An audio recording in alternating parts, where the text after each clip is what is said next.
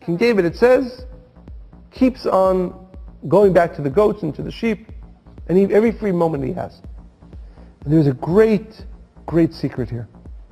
All of us, unfortunately, when anything happens, the smallest good thing, it could be physical, it could be spiritual, we get some elevation. For some people, he makes some money, or for another person, they get a position.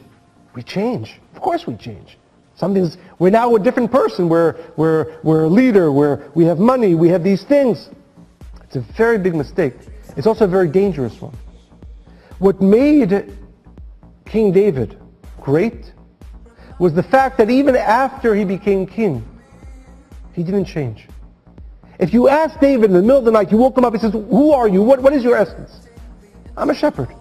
Really, King David? You're king, you have divine inspiration, everybody looks to you for leadership?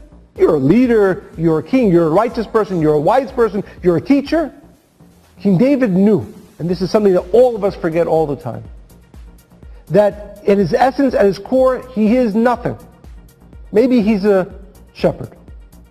The fact, in our world, you wear clothes, a person puts on an outfit of a clown, it doesn't make him a clown unless he's funny.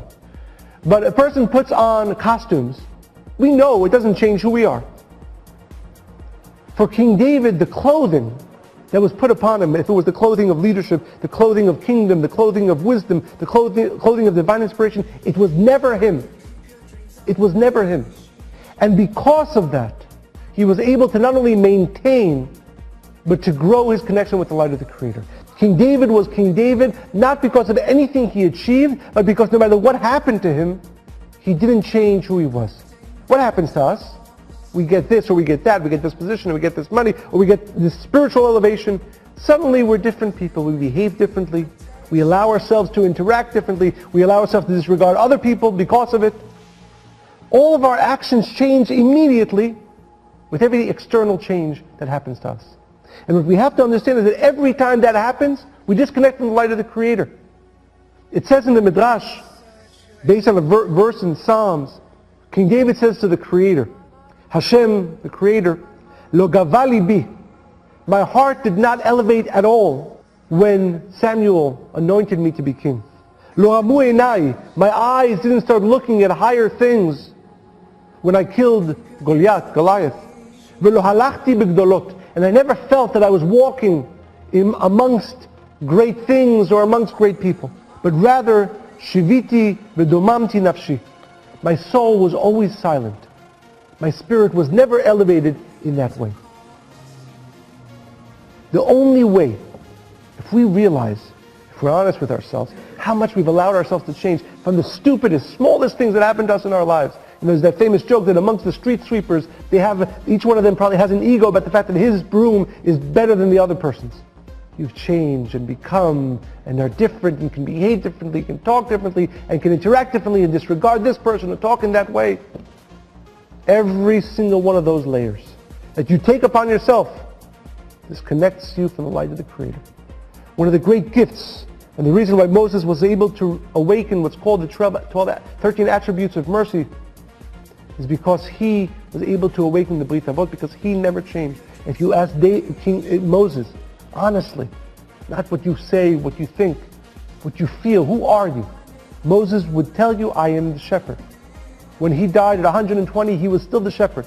And how he interacted and how he spoke and how he thought about himself and how he thought about others did not change in the least in all those years of leadership, of divine inspiration, of divine elevation. It's the only way. All these changes that we've allowed ourselves to go through disconnect us from the light of the Creator. The only way to be truly connected to the light of the Creator is to learn from King David, to learn from Moses. I don't ever want to change from that little nobody. King David, always the shepherd. Moses, always the shepherd. However we first came into this world, before we started putting all these silly changes and layers upon us, because every single one of those layers, every single one of those disconnects us from the light of the Creator. And then that verse in Psalms from King David, Hashem lo gavali bi. King David honestly, truthfully tells the Creator, my soul, my spirit never elevated.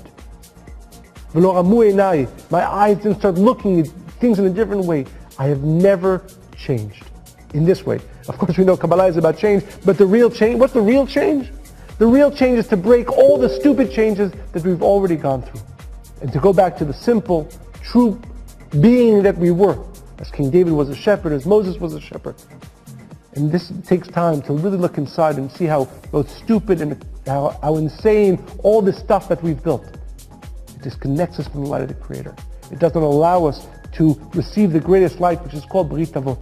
This true connection with the light of the Creator. And that is why Abraham, Isaac, Jacob, and Moses, and King David, why were they connected to the light of the Creator? Not because of any of the layers that they were on them, but because no matter what happened externally, they never changed. It's a tremendous secret, and probably one of the most difficult things to actually do. Not to change, and to be able to break down all those layers we've already put upon ourselves. But it's the only way.